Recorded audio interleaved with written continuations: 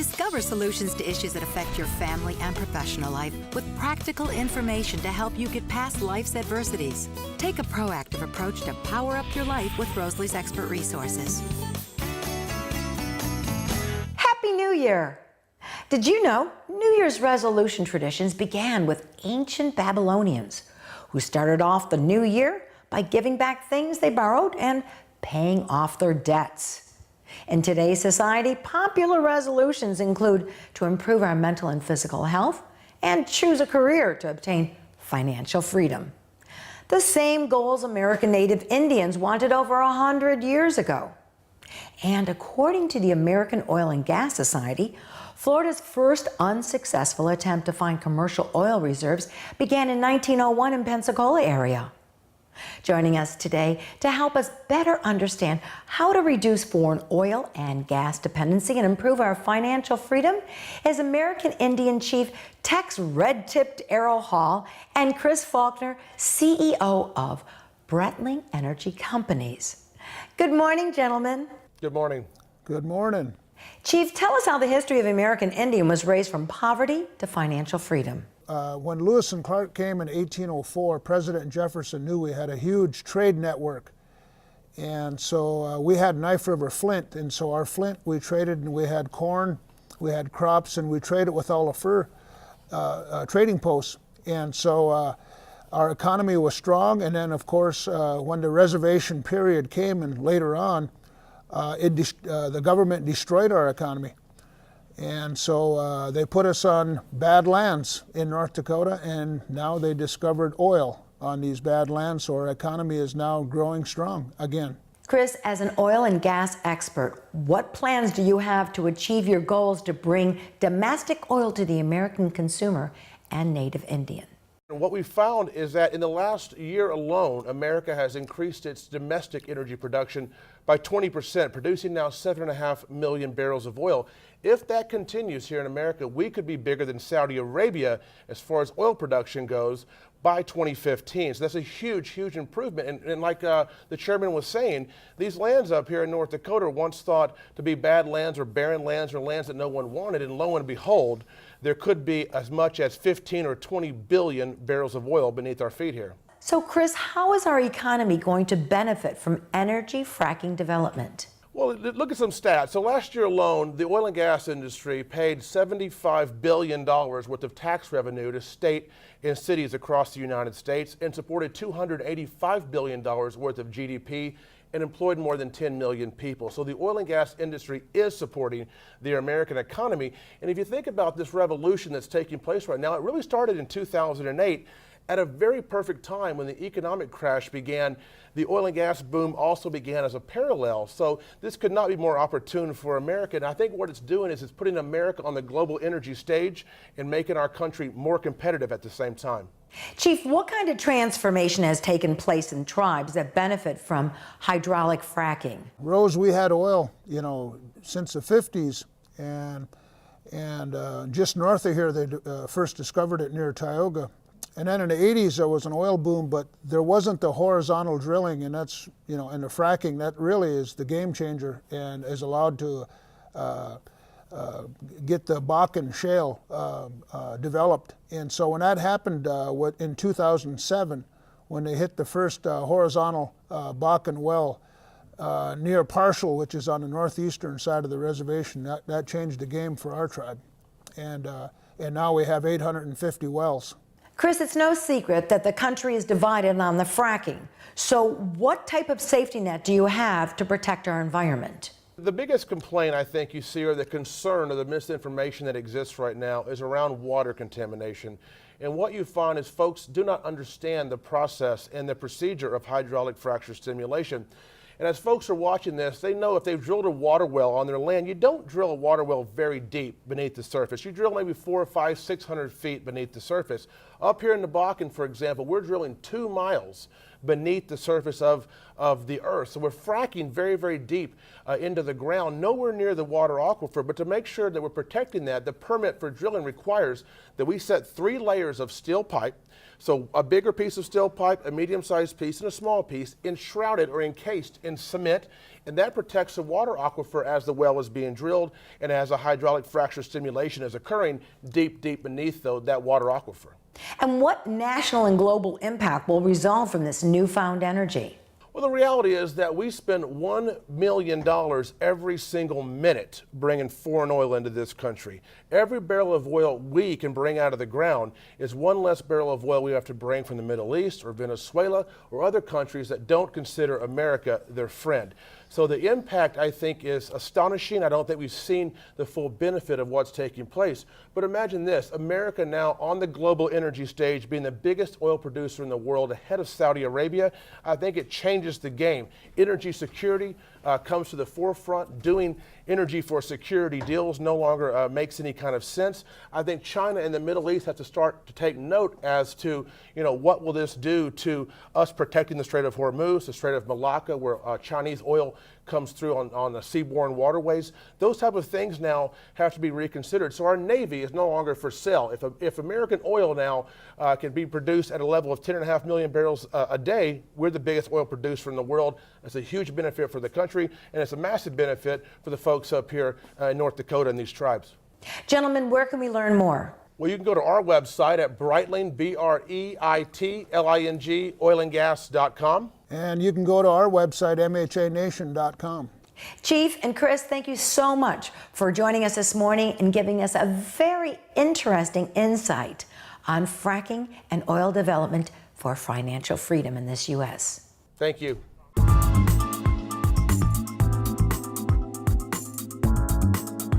From protecting our environment to protecting our citizens, Florida continues its success in combating prescription drug abuse from a combination of law enforcement and legislative action. In the past 2 years, Florida has cracked down on pill mills and instituted many changes which decreased the number of oxycodone-related deaths by more than 17%. The number of people battling this addiction, also known as opioid dependence, has increased. Joining us this morning is Dr. Adam Rubenstein, a leading addiction specialist, and Michael Sorrentino, an actor on MTV's Jersey Shore, who spent over a year in recovery for an opiate prescription painkiller addiction. Good morning, gentlemen. Hi, how are you? Good morning. Thanks for having us. Dr. Rubenstein, explain how opioids function in the brain and how it changes the brain's chemistry. What happens is when a patient has pain or needs a medication like an opiate, the opiate actually fills the receptors, and by doing that it actually has its action. But some people, and actually many, many more than most of us realize, have a predisposition so that when they get that first dose or first bottle, they might actually become so accustomed to it that their brain thinks they need it to actually continue to survive. So they'll take more and more of it and do whatever it takes to actually fulfill their need to get that medication. And so ultimately what happens is the brain is changed. When patients have pain pill prescription addiction, they actually have a chronic medical condition. It affects their brain, and it makes their brain chemistry no longer the same as it was before. And that's true even after they've stopped using. They still are at risk for relapse in the future. What are some of the solutions to the growing opiate prescription painkiller epidemic? Well, the main important thing is that patients need to be in counseling, and when they're in counseling, they're basically going to have to look at themselves and understand how they can put things in place so that they can avoid the temptation to relapse. And what will work for them is medication such as Suboxone film. Suboxone film will actually enable patients to not have withdrawal, to not have the physical cravings for addiction, and do the hard work of counseling so that in the future they can actually take care of their needs rather than turning back to their drug of choice. Yeah, that was pretty much the solution for me. I actually, in combination with therapy, fitness, and my Suboxone film, that's really my daily regimen, and it's really been working for me. But for many people out there, Americans and everybody listening or watching, I suggest to go to resetreality.com and they can find out what's best for them. It's an educational initiative that has helpful information about the opioid prescription painkiller addiction. Doctor, why did you become involved? I became involved because I practice internal medicine, and I see so many patients through the years coming through my office who basically have had devastating effects of prescription painkiller addiction on their lives. It affects them, their families, their loved ones, and their work. So ultimately, you can get treatment in the privacy of an office of a doctor in your community, and I wanted Michael and me to work together to help people learn that. Where can our viewers find more information to help a friend or a loved one? ResetReality.com is the best place to go, and that'll give you all the information you need. Thank you, Dr. Rubenstein and Michael, for joining us this morning to create awareness of painkiller addiction and to take that leap with a New Year's resolution for a greater mental health. Thank you so much, guys. Thank you for having us.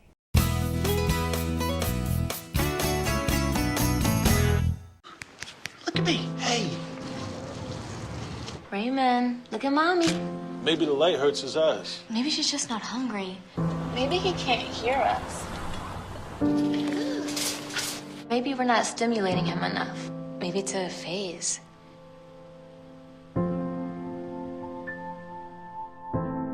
Avoiding eye contact is one early sign of autism. Learn the others today. The sooner it's diagnosed, the better.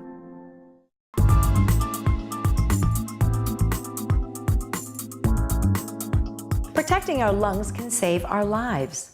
According to the American Cancer Society, over 160,000 persons in the U.S. died of lung and bronchial cancer just last year. Doctors recognize the existence of distinct subsets of the development of the disease. Joining us this morning is Dr. Michael WEITZ, a lung cancer advocate, a physician, and a father of 3 who is also a lung cancer patient survivor.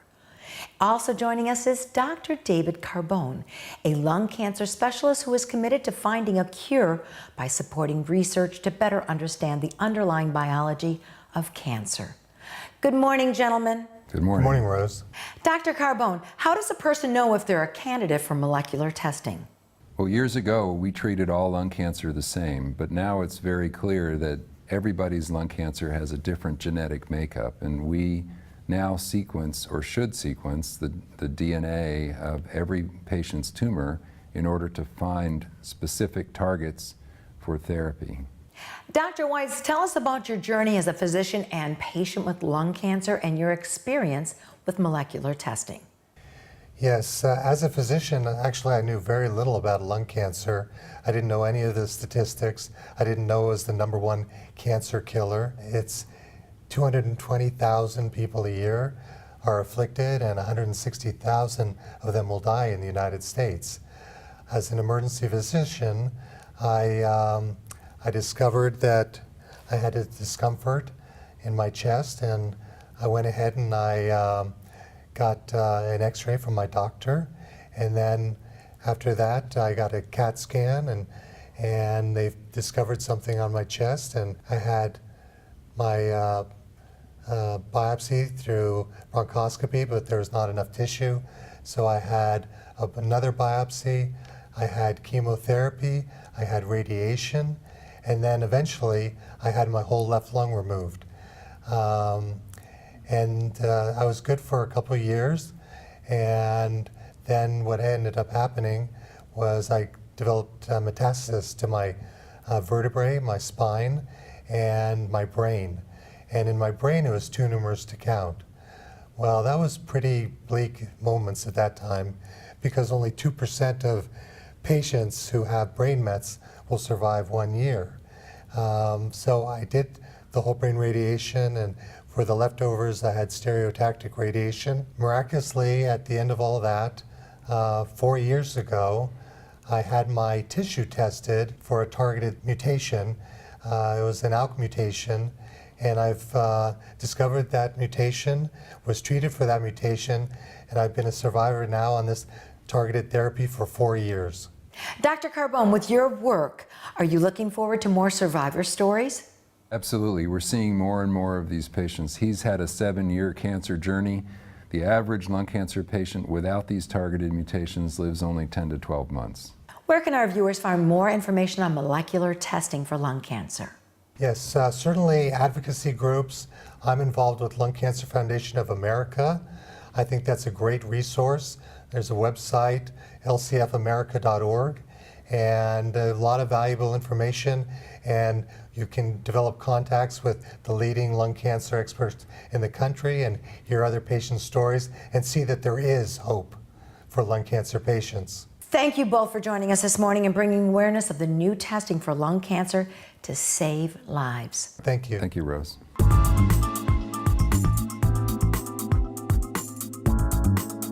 A growing number of children are learning to live with epilepsy, the fourth most common neurological disorder that affects over 2.2 million people in the U.S.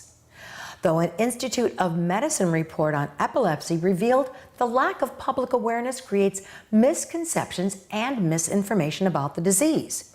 Here to help raise awareness and educate children about the disease is Dr. John MYTINGER, child neurologist, and Jack D., a 14-year-old living with epilepsy who's here to share his inspiration. Good morning, Doctor, and good morning, Jack. Good morning. Good morning. Doctor, how prevalent is epilepsy, and why is the condition so misunderstood? Epilepsy is very common, and over half of the 2.2 million Americans you mentioned are children. And the diagnosis is given when a person has more than one unprovoked seizure. And a seizure itself is when the electrical activity in the brain, which is normally present, becomes out of control. And what occurs is what I like to call an electrical storm. Now, historically, epilepsy has been misunderstood, and centuries of misconceptions have created a stigma. And although openness about epilepsy is growing, there are still some patients and families who keep their diagnosis a secret. What age are children being diagnosed with epilepsy? Epilepsy can occur at any time in the entire lifespan. There tends to be a higher number of children compared to the adult, but also older adults also are at risk. Tell us about this new book, Medikids Explain Epilepsy. Well, one of the most important things that I do on a daily basis is to teach patients and families about epilepsy. And what the goal of the Medikids book, which explains epilepsy in vivid detail, but in an age-appropriate way. The goal of this book is to raise awareness and to teach and to address many of the misconceptions that are out there about epilepsy. And Jack, how will this comic book help you educate your friends? It gave my friends and my family a better way to understand what happens in the brain and how to handle a seizure. Sometimes it takes my friends a few times. I have to tell them in order to totally understand it, but this comic book really helps them understand it only one time, which is actually really helpful for me as well. Where can we get a copy of this book?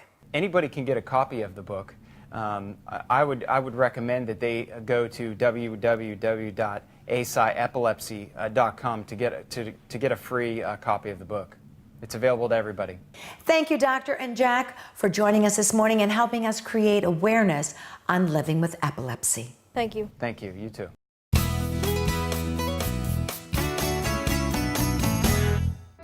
Here's your check.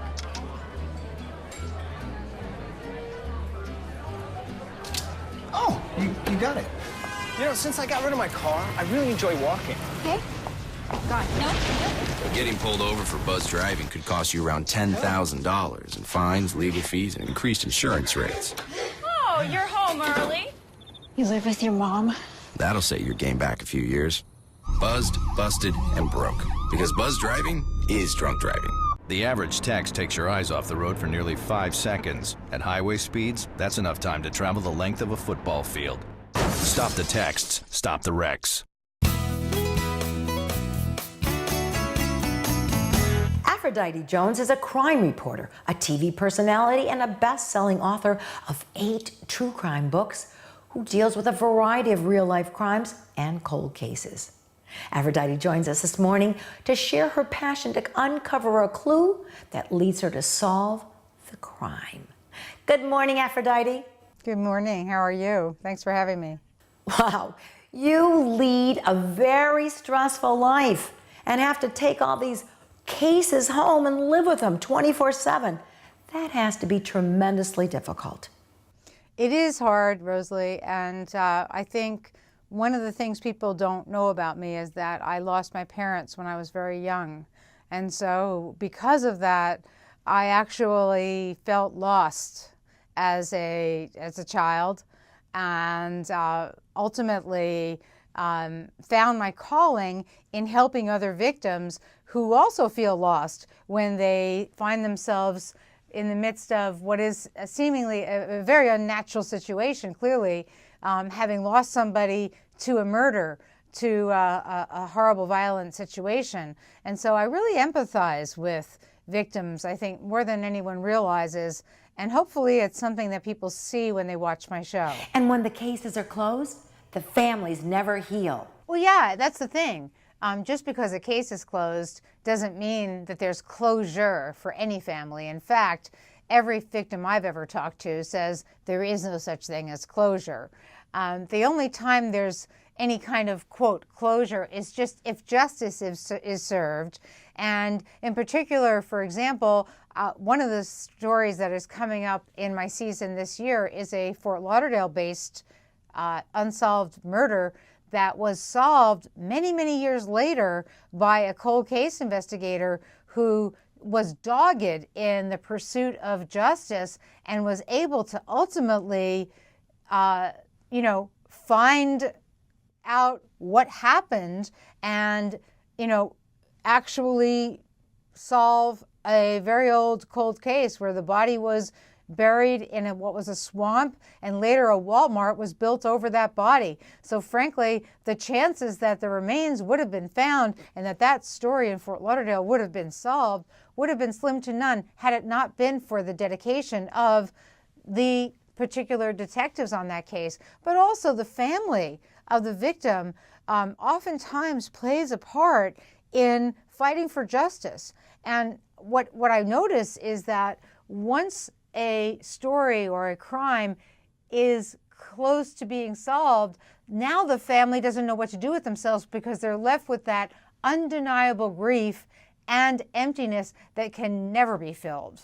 Aphrodite, here in popular culture, we have sports idols who think that they are so elevated in society they can get away with murder, like Aaron Hernandez.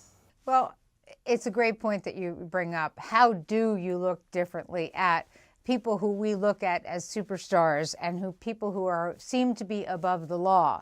And one of the things that we've noticed recently is this culture of violence that's come out with this scandal at the Dolphins with Incognito and, whether or not he was forced to bully someone, whether or not he chose to bully someone, all of those issues that are being raised now, and looking at how violence in the locker room, on the field, has now translated to violence with NFL players in their personal lives and on the streets.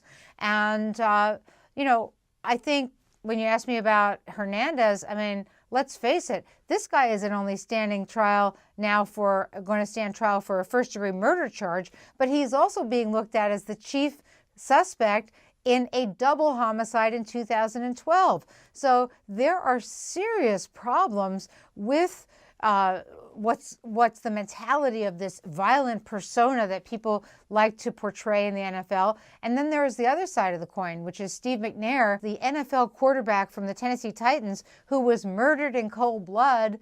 And the police in Nashville didn't look into the case, in my opinion, and decided it was a murder-suicide, that his 20-year-old girlfriend murdered him, when in fact everything points to somebody else doing this and having gotten away with murder, and the police not having done their job. So at least in my opinion, and I think when people see this show, I think they're going to be just bowled over at the fact that investigators don't want to take looks at what might be going on in the lives of their stars at the NFL. So how can you shut your head off at the end of the day from all the crime and violence that you uncover? It's hard to shut it off at the end of the night, but one of the things that I always have to keep in mind is that I'm there to bring light to a dark situation. I'm there to bring catharsis to the victims and to hopefully make a difference and help somebody out there prevent something bad from happening to them. And with that thought, that is how I close my eyes at night. Thanks, Aphrodite, for joining us this morning and sharing your passion for your work. And remember, you are changing lives every day with your work. And good luck with your new series. Thank you, Rosalie. I appreciate that. If your holiday season was jam-packed with parties and feasts, and there's more entertainment into the new year, you'll need some healthy options to steer you into better eating habits. Joining us this morning is former editor of Shape magazine, Sharon Liao, with nutritious foods to help you kick off the New Year's resolutions that you set to lighten up your diet. Good morning, Sharon. Good morning, Rosalie. So what type of healthy foods should we start offering when we're entertaining? Well, even if you're feeling a little bit like Santa Claus right now because of all those extra pounds, you don't need to go on a crash diet. One thing that I really recommend is establishing healthy habits that you can sustain all year long. And one of the easy ways to do that is to stock up on frozen fruits and veggies. That way, when you're really busy running around, starting your new year, you'll always have something healthy on hand to put together as a nutritious, delicious dinner. And something about fruits and veggies that a lot of people don't realize is that they're frozen at their peak, so they're really just as healthy as the fresh kind. In fact, a new study from the University of Georgia found that frozen fruits and veggies retained important nutrients like vitamins A, C, and E, even better than the fresh kind that had been bought and stored for 5 days. So if you have a frozen entree on hand, just pair that with a side of the frozen veggies, and you've got a delicious, nutritious, kid-friendly meal that's ready in minutes. I mean, you can really always keep that habit up throughout the year. Just make sure that you're prepared and have nutritious foods in the kitchen. How about a healthy snack to serve when last-minute company comes to visit? Well, one thing that I really recommend for entertaining is a delicious crudité plate. Something that I personally love to do is almost layer it like a wreath, so it's really dramatic looking, and it's also really easy to prepare because you don't want to be spending all day in the kitchen when you have guests over. Something that I also like to serve along with that crudité plate is a really delicious array of cheeses, meats, as well as crackers. One cracker that I really like is those from Crunchmaster, and the reason I like them is because they're whole grain, they're made with quinoa and flax, so they're also certified gluten-free. Just set them out on a really gorgeous display, and that adds half the battle because people really feel like they're getting something special with these gourmet cheeses, as well as a delicious crudité plate with a fancy dip, hummus, or spread. How about serving a healthy beverage? Well, one thing that I really recommend is to steer clear from all those sugary drinks because when you come down to it, every serving of alcohol has about 100 to 125 calories per serving, and that's not including the mixers. So I recommend sticking with the basics, a glass of wine, a light beer, or if you do want to serve a cocktail, have some soda water with a healthy twist of lime in there. And it feels really festive, but it's also low calorie. Thanks, Sharon, for all the healthy eating suggestions to help us get back on track and keep that New Year's resolution. Thanks so much.